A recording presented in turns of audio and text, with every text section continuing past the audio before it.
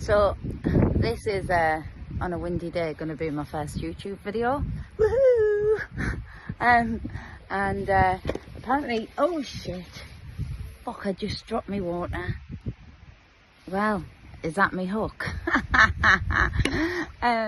Anyway, yeah, so this is my first YouTube video, and now I've gone all funny and I don't know what to say. My name's Sarah, and I'm going to be the founder of the Neurospicy Wild Campsite, which is going to be located here on my land.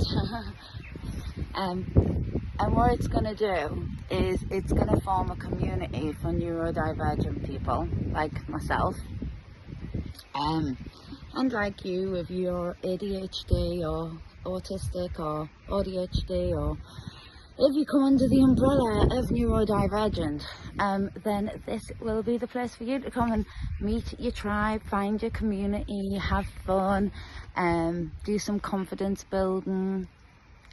Yeah, so my hope is to create a community interest company where I can have a campsite.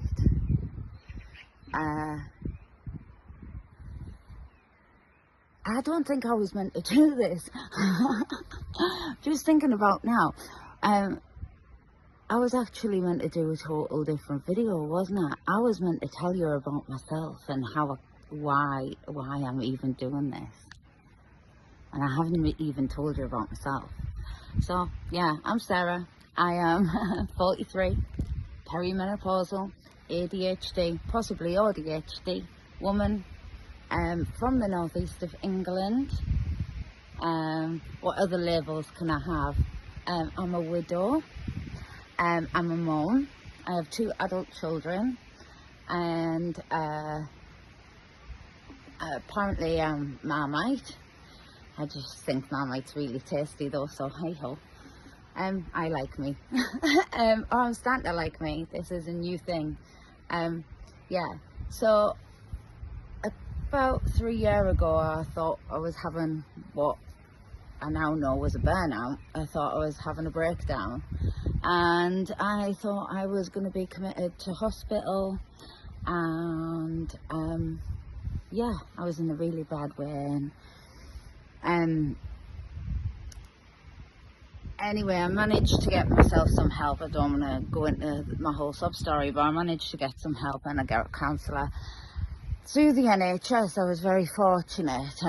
She rang me, and she realised how unwell I was, and she got me in quite quickly. And when the funding was finished with the NHS, she got me more funding, and she was just a really, really great counsellor. And I'm not seeing her at the moment because I can't afford to, but it's okay. I know, like, I can step back in whenever I need to. But yeah, so she told me that I have she said, do you think you've got ADHD? Have you ever considered the fact that you might be ADHD? And I said, no, I don't have ADHD. I've done them things online before, and I don't have ADHD. So then she was like, I think you might. Can we do one of these tests together? So she done them, and I scored, like, on the test, like 11 out of 12 or something. And oh, do you want to see my dogs? This is Bobby. This is Scruff. She's my rescue. He's my old boy. He's like 12. She's like 3 or 4. Anyway, so what was I going to say? I forgot what I was talking about now. So yeah, I ended up, oh, that was it. I ended up getting a late diagnosis at the age of 42. Just this year in April, I was diagnosed with combined ADHD. Then the more I've looked into things, the more I think I might be ADHD, so I'm also looking into that. Anyway, upon this journey of learning that I potentially have ADHD and getting diagnosed, which only happened in April 2025, so then what happened was, yeah, during the time I joined like this group called the Adventure Singles, and it was a great group, and I'm still in it now because I'm single. No one wants me. No, I've been learning about myself, and I'm half single. So yeah. So anyway, yeah. So I learned that I had like ADHD and stuff, and then oh no, I'm rubbish at this. Oh, you're meant to remember what you're talking about all the time. I find it so difficult. Isn't it hard? Like learning how to talk about yourself, like having to talk about yourself and stuff. I feel like something's ringing. Anyway, yeah. So what was I saying? Oh yeah. So I started going to this group, and I've made a few friends, and I find it really difficult. And every time I go to these group events, because we don't just, it's not about dating, to be fair, we like go paddleboard, go hiking, like do lots of different things together. So it's not just, you know, it's not about dating necessarily. If you meet someone, then that's nice. It's about actually, if you are going to meet someone, to meet someone a bit more organically again. You know, like old school ways, where you actually have conversations. So, face to face. Yeah, so anyway, yeah, that's another bloody squirrel there, haven't I? Too many times. So, we are, where am I? I was talking about, oh yeah, so then I finally, anyway, got diagnosed, didn't I? Yeah. Oh yeah, and I was going to these groups. Now, I go to these groups, and I know there's like loads of neurodivergent people within this group, right? And when I mean, there's quite a few bonkers people. We're all a bit like quirky in our own right, and there is a lot. You can see you can see us. However, the settings are so big that I find them so daunting, or there's like no like quiet space or sensory space, and I feel awkward walking away because I feel like, oh well, like people think I'm being miserable, or people think I don't want to be part of the fun or in the party and stuff. So like you mask the whole time you're there, and then I go home and I'm just exhausted, and like I can't like cope for a week.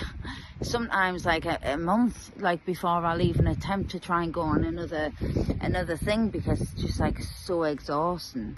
And then I might have been like good getting through some of my social phobias, and then all my social phobias like come back like tenfold, and then I've like ruined careers and everything because of like this. And then there's like so much shame like attached to it. It's unreal. But like, yeah, sometimes it feels like meta shit, doesn't it? Like when you keep on like thinking that you're failing at something, but we've got to remember we're not failing, we're just learning lessons to make us better at what we do next.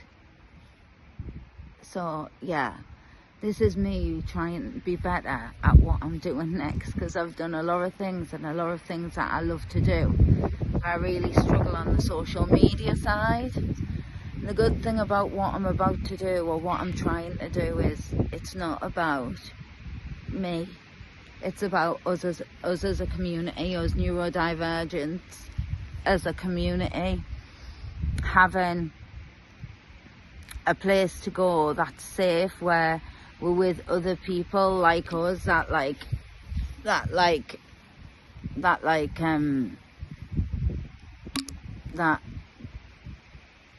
need like a community that's non-judgmental, like where they don't feel like they have to mask, because you know what, if they're a bit blunt, or if you're a bit like dippy, or if we're a bit like super intelligent and like to talk about loads of intelligent stuff with other intelligent people, then we can do that, and we can be geeky or nerdy, and we can do all the things that like act different or say weird things without judgment of each other. we can go quiet and we can wander off, or we can daze off into the distance, or we can dance around like a loon and not be judged. And even though sensory issues and stuff might go in the way at times, we'll have a space where we can go further as well. And so yeah, my campsites, the vision is to help people like us have a community and have a campsite where we can go. And this isn't just going to be for adults. The campsite's going to be open, hopefully, all year round, and it'll be open for everyone and anyone, whether you're neurodivergent or neurotypical, it doesn't matter. But what will happen is events will be held throughout the year where it is only for neurodivergent people, where we take part in confidence building and coaching and lots of different activities. We can go on walks together, we can paddleboard, we can do all sorts. And you come and you camp at my farm on my land, and yeah, we do these nice activities together, and we can have fun on the evenings, we can cook together, and yeah. So that's the plan. This is what I'm trying to do. And I've just started, so the process is long. And at the moment, I'm getting some help off an organisation called Connected Voices. I'm also getting some help of my auntie soon-to-be husband, so my soon-to-be uncle, who's quite good. And yeah, they're helping me kind of get sorted. I've got a meeting booked with my local MP in the hope that I can get some backing. I've got to kind of prove that. I don't even know if I've really expressed what I'm doing yet, but never mind. There's plenty of time for you to figure it out and for me to tell you. The trees are so pretty. Can I turn this camera around? I don't know if I can. I don't know. Should I turn it around and show you? So pretty trees.